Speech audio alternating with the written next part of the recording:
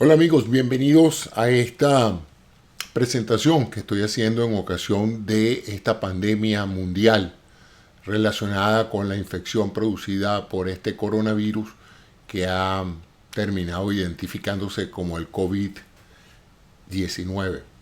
Y voy a hablar hoy de los mitos y de las realidades en relación a esta pandemia.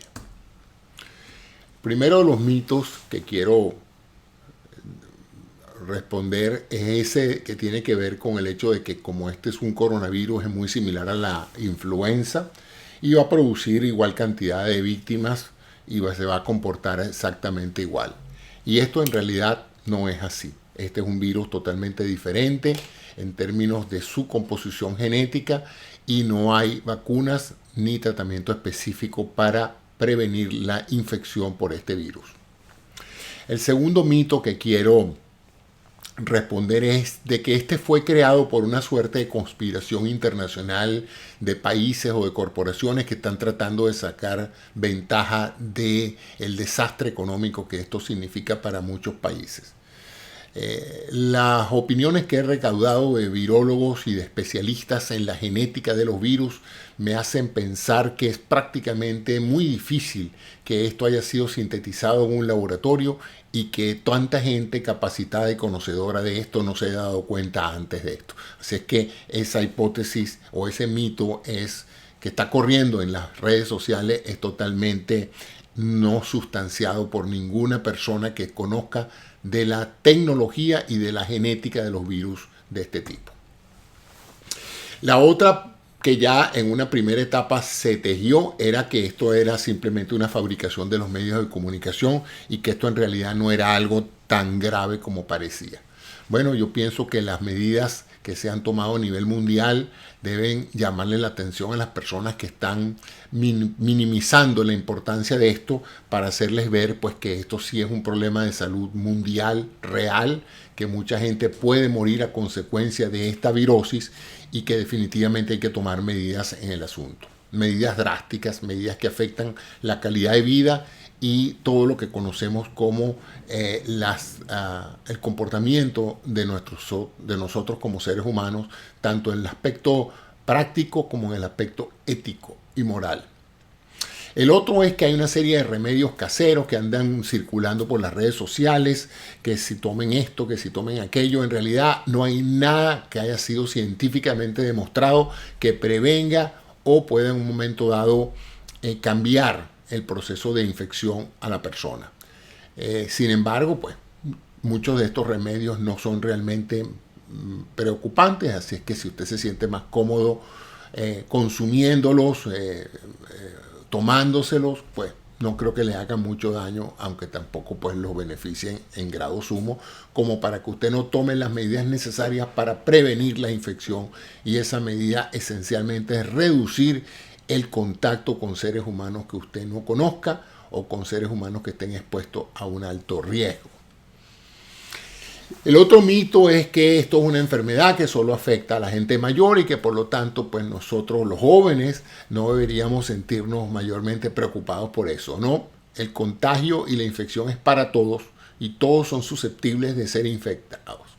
La data obtenida de China y del comportamiento del virus en diferentes países permite sugerir que ciertamente los más afectados en términos de riesgo de vida son las personas mayores de 60 años.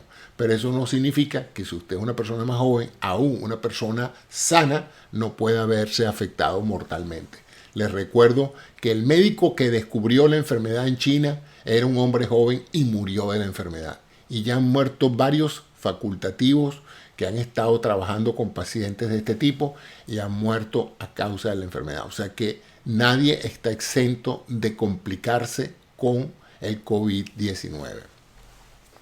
El otro mito es que, bueno, que porque entra con la respiración todos tenemos que ponernos un tapaboca porque el tapaboca de alguna u otra manera nos previene la entrada del virus por la nariz. El virus todavía no está confirmado que se transmita por partículas en el aire, es decir, que el virus anda flotando alrededor del ambiente y que por lo tanto nosotros con una inspiración grande nos vamos a meter una gran cantidad de virus y vamos a estar enfermos por eso. Que con el uso del tapabocas bloqueamos en la llegada del virus. En realidad no es así y vamos a ver más adelante en las realidades cómo es que se contagia este virus. El tapabocas es solamente para el personal de salud y para aquellos pacientes que infectados están produciendo tos, estornudos o partículas virales que salen proyectadas con cada estornudo o tos y quedan impactadas en superficies donde otras personas puedan adquirir el virus. Entonces esos son algunos de los mitos que viven corriendo en las redes sociales y yo les estimulo a que en lo posible dejen de estarle prestando atención a lo que corre la gente por estas redes, en particular por WhatsApp y por la mensajería, porque son de fuentes no autorizadas. Incluso por ahí anda circulando un video de un señor aparentemente en un podcast sentado elucubrando sobre una conspiración internacional dirigida pues a acabar con la economía de muchos países de Occidente. Esto en realidad no es así. Si alguna persona sabe de esto, sabe que con la biología no se juega, que crear un virus o un microorganismo que sea letal puede causar consecuencias impredecibles y puede terminar simplemente matando a la misma población que ellos están tratando de proteger o de defender. Así es que es poco probable que ningún país haya tenido el mal tino de desarrollar un organismo de este tipo para fines políticos o económicos. ¿Cuáles son entonces las realidades de lo que está pasando de acuerdo a las fuentes que he podido y a mis conocimientos como médico, como ingeniero y como experto en sistemas de salud? La realidad es que es una enfermedad producida por una variante del virus SARS-CoV-2, el mismo virus que en el año 2002 produjo una serie de muertes producidas por un síndrome respiratorio agudo grave, y que ahora ha reaparecido como una variante de ese virus y lo denominamos ahora el COVID-19. La tasa de mortalidad de este virus, es decir, el porcentaje de la gente de la población que muere a causa de complicaciones derivadas de este virus, está alrededor del 3.5%. Parece poco, pero recordemos que la gripe, la influenza, se lleva al año una gran cantidad de personas muertas por complicaciones derivadas de gripe y la gripe tiene una mortalidad de 0.1%. Imagínense entonces, pues 1 por 100, 0.1% es una persona por cada 1000 personas infectadas. En este caso estamos hablando de 3.5%. Es decir, que hay una 35 veces más mortal que la gripe común. ¿Cómo podemos hacer para no enfermarnos? Hay que evitar el contagio con personas infectadas, sobre todo con las secreciones nasales y orales de estos pacientes que pueden en un momento dado estar cerca de nosotros a menos de 1 metro o 2 metros de distancia y proyectar su tos o su estornudo hacia nosotros y por supuesto nos bañan de virus y nosotros entonces los hacemos penetrar dentro del interior de nuestra célula a través de los orificios orales, nasales y a través de la mucosa de los ojos. Es altamente contagioso y ese es otro problema, ¿no? No es nada más que uno entre en contacto con la persona, sino que el virus realmente es bastante hábil y eso se mide, la capacidad de contagio de un virus se mide por el valor R, el valor de reproducibilidad del virus, y en ese caso estamos hablando de un virus que contagia alrededor de 3 personas por cada persona infectada. Y eso es bastante alto tomando en cuenta que la gripe tiene un factor de R de 2. Y ya sabemos lo rápido que es y lo efectivo que es contagiarse de una gripe cuando uno está en un ambiente con otras personas que tienen gripe. Y eso que uno tiene vacunas y uno ha manejado antes la inmunología de la gripe. Para esta enfermedad no hay vacunas ni hay gente que ya tenga inmunidad desde hace años contra este virus. De tal manera de que eso es lo que hace que este episodio de coronavirus o de COVID-19 sea particularmente peligroso y haya llamado la atención de múltiples comunidades en todas partes del mundo. ¿Cuál es el proceso de infección? Y esto me lleva a algo que quiero explicar porque varias personas lo han explicado, pero no a mi satisfacción. Vamos entonces a graficar cómo es que aparece el número de casos en función del tiempo. Y vean esta curva donde vamos a graficar cómo ocurre esto. En el tiempo este proceso se instala en unas 4 a 8 semanas. En un mes o 2 meses, cualquier población que haya entrado en contacto con personas, bien sea porque hayan llegado al país o a la comunidad o porque se hayan entrado en contacto con esas personas, van a ver que el número de casos va a escalar progresivamente desde poquitos en las primeras semanas hasta llegar a un pico alto de número de casos. Pero ahora observen el número de casos máximos que se producen en estos casos, en este proceso. Estamos hablando de una progresión logarítmica, es decir, de una progresión de casos exponencial. Observe que empezamos en el punto cero con prácticamente 0 casos, pero a la semana podemos tener 100 casos. Por ahí estamos nosotros ahorita ya en la Florida, estamos alrededor de los 100 casos. Pero en pocas semanas después, 2, 3, 4 semanas, ya no es que pasamos de 100 a 200, pasamos de 100 a 1000, de 1000 a 10.000, de 10.000 a 100.000 y de 100.000 a 1 millón de casos. La población de la Florida es de 2 millones de personas. O sea que nosotros podemos estimar que si nosotros no tomamos medidas de inmediato, dentro de unas 4 o 5 semanas más, dentro de un mes, vamos a tener una inmensa cantidad de la población infectada. Esta es la población que está infectada. Ahora vamos a ver qué podemos hacer entonces y por qué tenemos que ver bien esta curva. Esta curva tenemos que verla bien porque usualmente la capacidad hospitalaria es constante. El número de camas, el número de hospitales, el número de respiradores y de médicos que pueden atender a la gente es constante. No puede aumentarse bruscamente de un día para otro. Entonces esa capacidad hospitalaria tiene un límite de número de personas que puede atender en un momento dado. ¿Y qué es lo que se pretende con las campañas de cuarentena que se están realizando en este momento? Se pretende que la curva que va a venir en rojo se transforme en una curva que venga en verde, es decir, una curva que se aplane y se prolongue más en el tiempo de manera tal que las personas nunca superen la capacidad hospitalaria de atenderlo, es decir, que nadie se muera de mengua, es decir, si alguna persona necesita asistencia hospitalaria, que las entidades de servicios médicos puedan atenderla y salvarle la vida. Eso es para aquellas personas que tengan complicaciones. La buena noticia es que no todo el mundo pues, va a tener complicaciones. Entonces la cuarentena lo que se pretende es prolongar la curva de crecimiento del número de casos y hacer que ésta no se eleve muchísimo para dar tiempo que las instalaciones sanitarias y médicas puedan lidiar con los pacientes que tengan complicaciones. Vamos ahora a cómo es el proceso en las poblaciones. Hasta ahora la evidencia que tenemos, y el virus aparentemente no ha mutado dramáticamente desde sus inicios en la China, usualmente se va a infectar un 30 a un 40% de la población va a infectarse, aun cuando tengamos medidas de cuarentena, etcétera, etcétera, etcétera. ¿Qué le pasa a esas personas que se infectan con el virus COVID-19? Bueno, la gran mayoría no va a presentar sino síntomas leves, no muy diferentes a las de la gripe común, y van a poder pasar su enfermedad, la cual en varias semanas va a producir los suficientes anticuerpos para que esas personas adquieran inmunidad propia. Estas personas van a no tener mayores síntomas que los que ya conocemos, como son el malestar general, la rinorrea, la congestión nasal, la fiebre y sencillamente los típicos signos de cualquier virosis general.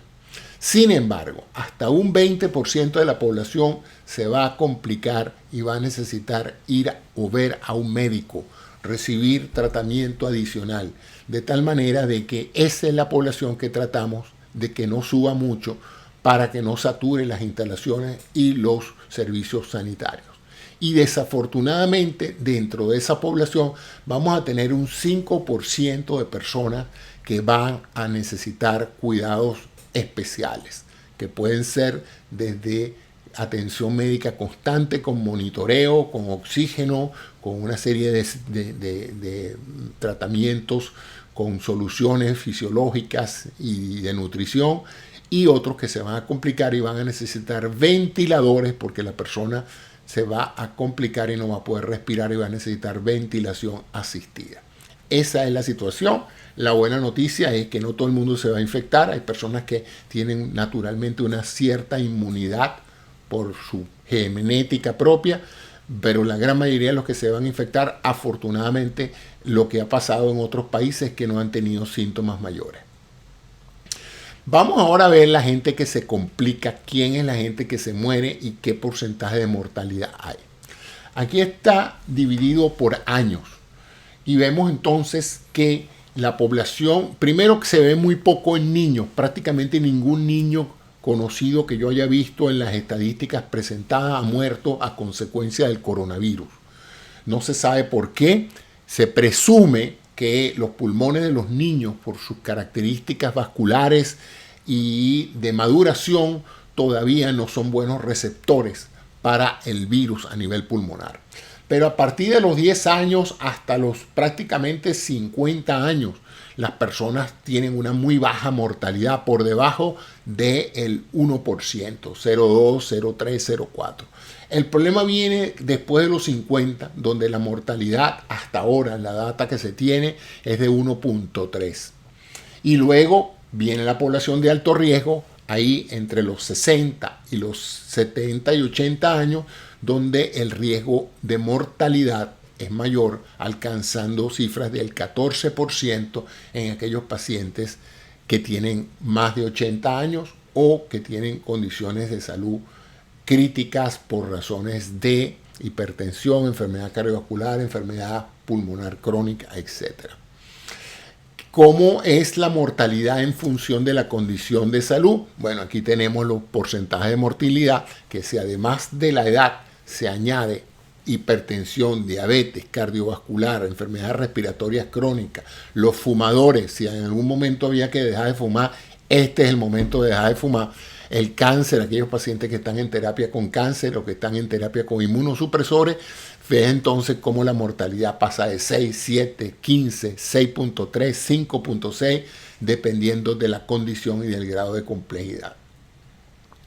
¿Cuáles son entonces las personas de alto riesgo? Resumiendo, son aquellas personas mayores de 60 años, hipertensos en tratamiento. Por cierto que se ha mencionado mucho que las personas que están en tratamiento con estos bloqueantes o inhibidores de la enzima ACE, como el captopril o el losartán o similares, parecieran tener una mayor susceptibilidad a la virosis.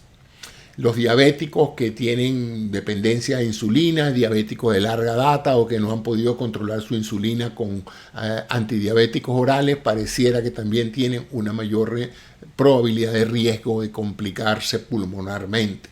De más está decirle que los enfermos pulmonares, crónicos, fumadores, bronquíticos también, así como aquellas personas que han tenido tendencia a repetidas neumonías o bronconeumonías, como las llamaban antes en el pasado.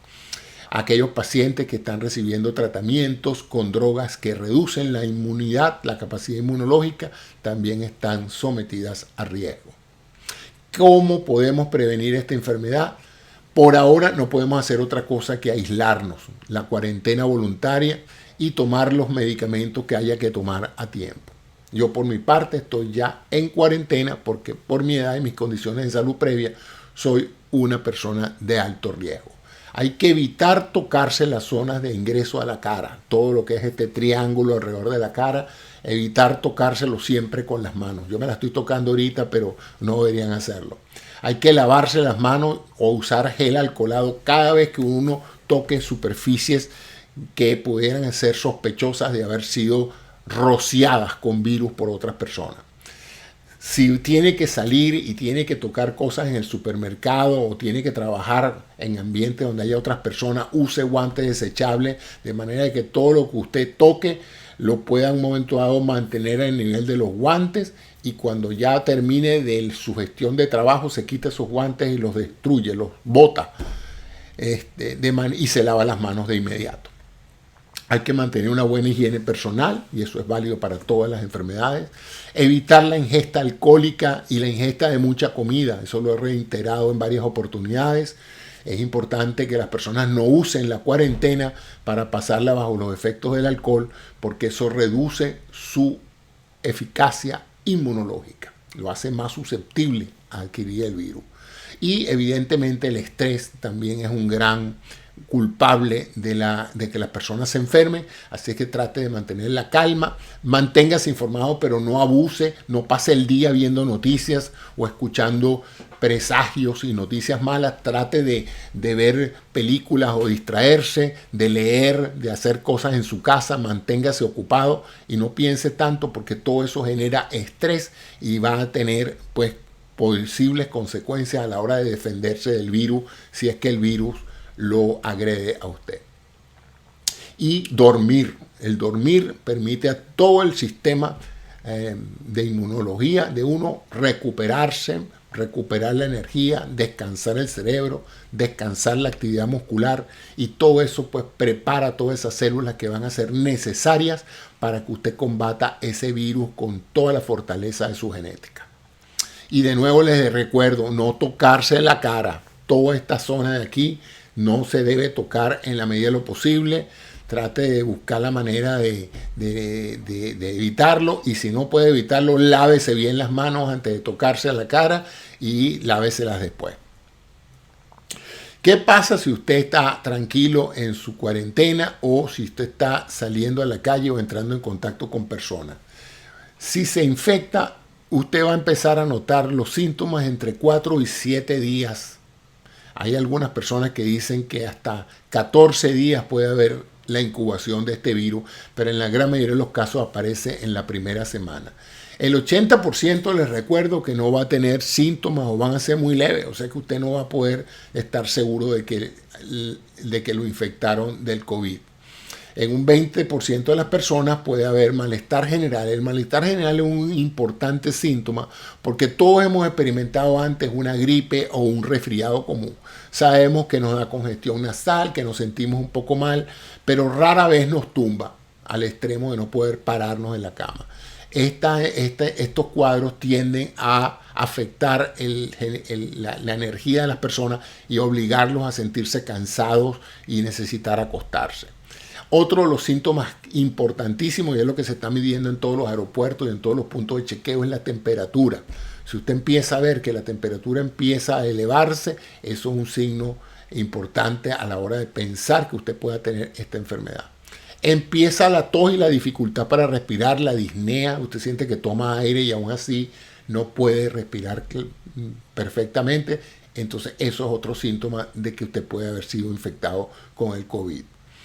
Eventualmente puede en un momento dado ya desarrollar un cuadro clásico de infección y de inflamación pulmonar que lo llamamos neumonía, y en esos casos, pues, en los casos más severos, esta neumonía evoluciona hacia una dificultad respiratoria aguda, el ARDS, y que puede en un momento dado necesitar unos cuidados intensivos. Las personas que han muerto de esta enfermedad mueren por las complicaciones asociadas a fallas de múltiples órganos, lo que se llama un shock séptico. Otras bacterias se meten aprovechando que el sistema inmunológico está prácticamente desorganizado trabajando contra el virus, y las personas pues fallecen por fallas de múltiples órganos e insuficiencias respiratorias agudas. Son usualmente, típicamente, personas de más de 60, 70 años, fumadores o con condiciones previas. ¿Qué hacer si usted no tiene síntomas? Si usted es un paciente de bajo riesgo, menos de 50 años, buena condición de salud, evite el contacto cercano con otras personas. No necesariamente tiene que guardar cuarentena, pero en lo posible se le está pidiendo a la gente que lo haga, porque aunque usted no esté a riesgo, si usted sale a la calle, pone a otras personas a riesgo también. Cancele, por supuesto, todo viaje de avión, barco o trenes que tenga. Evite las aglomeraciones en cines, teatro. Esta es la razón por la cual ya muchos estados están cerrando por vía legal, prohibiendo pues las reuniones de personas de más de 50 personas. Y hay gente que dice no se reúna con más de 10 personas y mantenga cierta distancia prudencial de 2 o 3 metros entre una u otra. Y eso solo si tiene realmente que reunirse por razones de trabajo o de otro tipo. Aliméntese, hidrátese bien. El sistema inmunológico requiere energía. Si usted no consume suficientes calorías, si usted no consume proteínas y vitaminas diariamente, pues no va a tener con qué defenderse. Y también manténgase hidratado porque todos estos procesos producen muchos productos de desecho en el cuerpo y la vía principal por la cual el cuerpo se deshace de lo que no necesita es por la vía de la orina y usted no puede orinar si no toma líquido. Entonces un buen indicador de si usted está siendo bien hidratado es que usted debe orinar varias veces al día. Y evite también, si usted es de esas personas que vive haciendo ejercicio, corriendo 4 kilómetros diarios, pues este no es el momento de prepararse para un pentatlón, este es el momento de mantener un ejercicio limitado porque todo lo que consume energía reduce su capacidad de combatir el virus. Si vive además de esto no teniendo síntomas, pero si usted vive en una zona donde hay habido ya varios casos comprobados, es preferible que considere seriamente la cuarentena, se quede en su casa, si puede trabajar desde su casa, trabaje, si necesita trabajar porque no tiene reservas económicas para pasar varias semanas sin trabajar, pues sepa que el gobierno federal de los Estados Unidos está estableciendo medidas económicas para esa transición de manera que usted no sienta que lo van a botar de su casa por no pagar la renta o que no va a tener con qué comprar la comida. Va a haber una serie de mecanismos por los cuales usted va a poder disponer del efectivo necesario para poder quedarse en su casa sin tener que salir a contaminar a otras personas. ¿Qué hacer si usted es de alto riesgo? Ahora, ya usted no es la persona joven en buenas condiciones, si usted ya es una persona de alto riesgo, pero todavía no tiene síntomas. Ese es el caso mío. Yo estoy aquí en mi casa, soy de alto riesgo, pero no tengo síntomas. En esos casos, yo trataría de ver si puedo hacerme el test. Lamentablemente, por ahora, los test se están haciendo para personas que tienen más criterios de enfermedad. Pero evidentemente, a medida que esto progrese, es importante que todas las personas de alto riesgo sean testeadas, sean exploradas. Evita el contacto cercano con otras personas, que es lo que yo estoy haciendo, manteniéndome aquí en mi casa sin salir, cancelando viajes y reuniones. Me estoy alimentando y me estoy hidratando bien y hago ejercicio leve a moderado aquí en mi casa sin abusar. Y como les dije, estoy en cuarentena y yo pienso que toda persona de alto riesgo sin síntomas debería considerar seriamente la cuarentena como una forma de prevención. Es la única que podemos hacer por ahora. Pero ¿qué pasa si usted tiene síntomas? Si usted tiene síntomas, ya la cosa se pone diferente. Y dependiendo de los síntomas que usted tenga. Y depende también de los casos que haya en la localidad donde usted está. Si usted está en una zona donde no ha habido ningún caso de esto, bueno, lo más probable es que usted tenga o un catarro, o un col o una gripe. O puede tener una pequeña infección de la vía respiratoria superior. Pero si usted está en una zona donde ya ha habido casos documentados, usted debe presumir que haya podido ser infectado. En este caso, llame a su médico o la clínica. Se han implementado medidas para facilitar la telemedicina, de manera de que lo más probable es que si usted llama a su médico, la consulta la haga por internet, es decir, por su teléfono, desde su teléfono, a través de cualquiera de los mecanismos de mensajería que permiten transmitir voz o imagen. Usted podrá hablar con su médico, mandarle sus estudios por transmisión de documentos en línea. Su médico no quiere que usted vaya al consultorio porque va a contaminar a muchas otras personas, incluyendo el doctor. Así es que la mayoría de los médicos, cuando piensan que el paciente es un caso de COVID-19, están manejándolo a distancia como debe ser para evitar poner en riesgo a sus otros pacientes. Si tiene fiebre o tos, de inmediato, si usted empieza a sentirse mal y vive con otras personas en su casa, póngase su mascarilla porque tiene que proteger al resto de sus familiares que viven con usted. Manténgase en cuarentena por 3 o 4 semanas y vea la evolución de los síntomas. Si usted empieza a sentirse cada vez peor y tiene dificultad respiratoria, llame al 911 o llame inmediatamente a las líneas de teléfono que están dispuestas en diferentes estados y en diferentes países para atender a aquellas personas que ya tienen síntomas claros que sugieren la enfermedad. Manténgase 3 o 4 metros de cualquier persona, utilice cubiertos y sus utensilios de baño separados del resto de su familia. Si puede, dentro de su casa, confínese a un cuarto y use un solo baño y haga que el resto de la familia se mantenga lo más aislada posible hasta que usted sepa exactamente si tiene o no tiene el COVID-19. ¿Y cómo se diagnostica esta enfermedad? Se diagnostica básicamente por la historia clínica que revela los contactos que usted haya tenido, los síntomas que ya yo he descrito de la fiebre, la dificultad respiratoria. Y si usted acude a uno de estos centros que se están implementando en diferentes países, bien sea en los automóviles o centros donde usted va a poder acudir para que básicamente rápidamente pueda ser diagnosticado con un test de gripe o lo que se llama un flu test o un panel respiratorio viral para descartar que tenga otras enfermedades que se parezcan al COVID-19, y de ser negativos esos resultados, pues a usted le van a hacer el test del COVID-19, cuya definición técnica es el RT-PCR, que significa, es un test genético que se utiliza para detectar el código genético del virus, hacerlo crecer rápidamente, por eso se llama en cadena, y luego se hace pasar por un descodificador que inmediatamente diagnostica si hay o no hay ese código genético vinculado al virus y hace el diagnóstico. El test no es muy sensitivo. Si usted va a hacerse esta prueba en etapas tempranas donde usted no está generando muchísimos millones de virus, es posible que el test sea negativo y aún así usted esté infectado.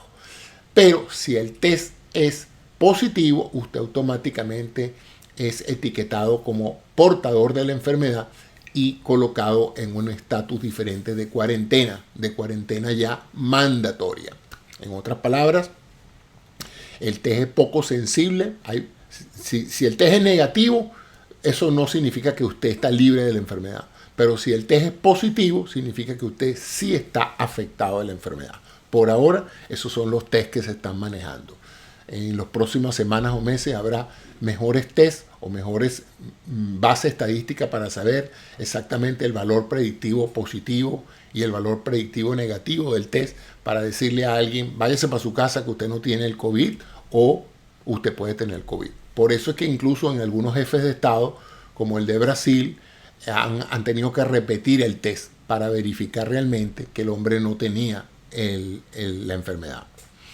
En algunos casos, si el problema pulmonar es claro, se le va a hacer una tomografía axial computada de tórax, donde hay lesiones clásicas que ya se han diferenciado y que revelan muchísimo la probabilidad de que usted tenga una neumonía por COVID-19. Si ya usted es positivo a una tomografía axial computada de pulmón, donde se ven las lesiones de pulmón, usted está categóricamente diagnosticado como paciente de COVID-19.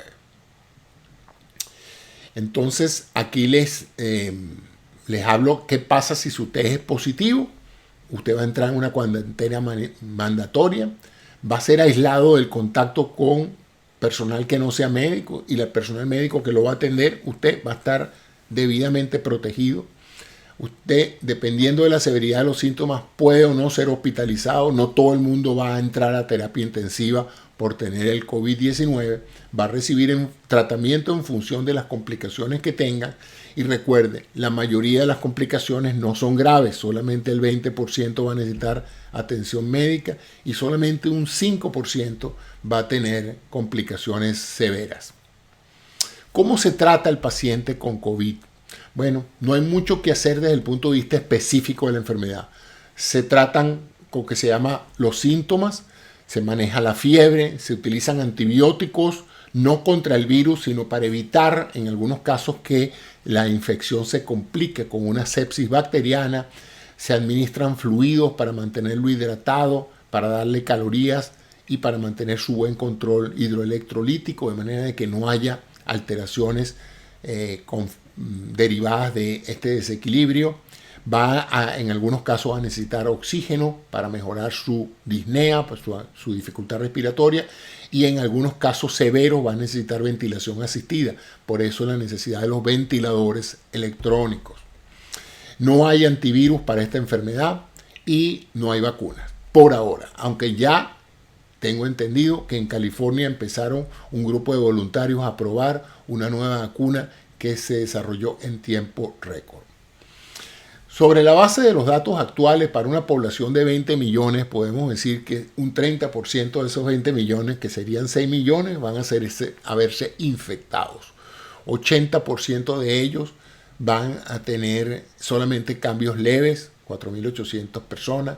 Un 20% van a necesitar atención médica. Fíjense esta cifra, estamos hablando de más de 1 millón de personas que pueden eventualmente desarrollar o necesitar atención médica, y eso es lo que queremos con la cuarentena, hacer que esas personas no se presenten de un día para otro, porque no hay suficientes hospitales en ninguna parte que puedan atender semejante volumen de pacientes de un día para otro.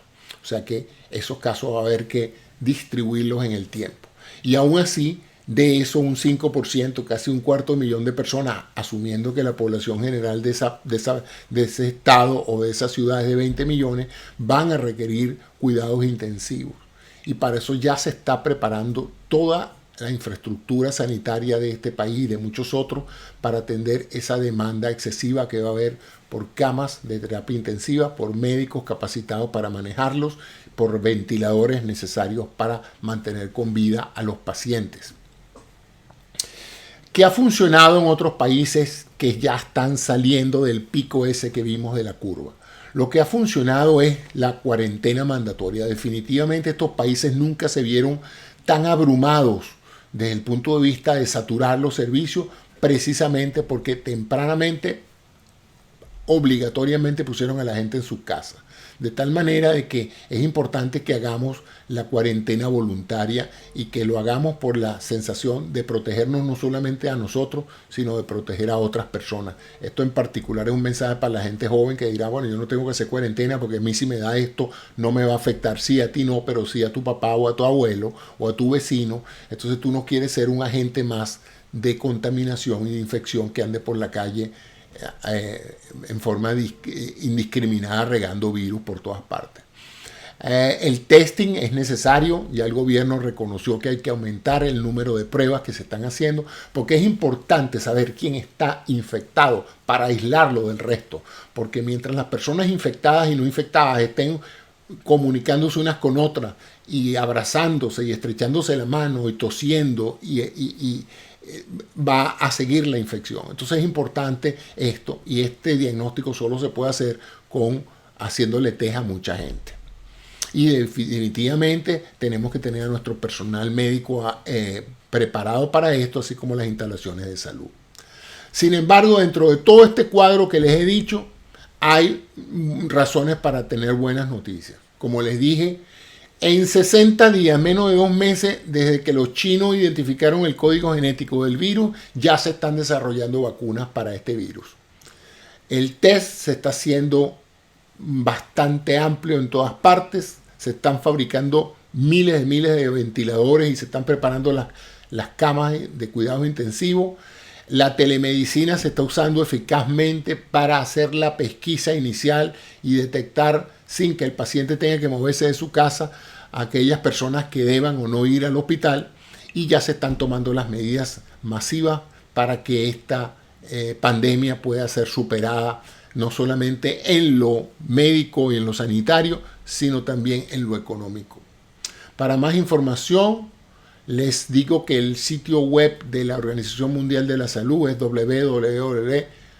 WHO, World Health Organization.internacional, INT, y el del Centro de Enfermedades de los Estados Unidos, el cdc.gov. También he creado una página personal en mi página de drcisneros.com dedicada a mantenerlos a ustedes informados y a darles mis opiniones, mis videos, mis entrevistas, de manera de responder a algunas de las muchas preguntas. También no solamente estoy poniendo programas propios, sino estoy programas de muy buena calidad que he obtenido a través de internet. Muchas gracias a ustedes por su atención y espero pues que todos pronto podamos superar esto con éxito y sea una gran lección mundial de la importancia de la colaboración epidemiológica, de la confianza en las autoridades de salud, de la confianza en la ciencia y en la tecnología que nos va a ofrecer más pronto que tarde buenas vacunas, buenos tratamientos, va a mantener con vida a aquellos que se enfermen y vamos entonces todos a colaborar a que podamos salir también económicamente exitosos de esta pandemia, porque la economía sigue sólida. Esto es un accidente transitorio que va a ser superado.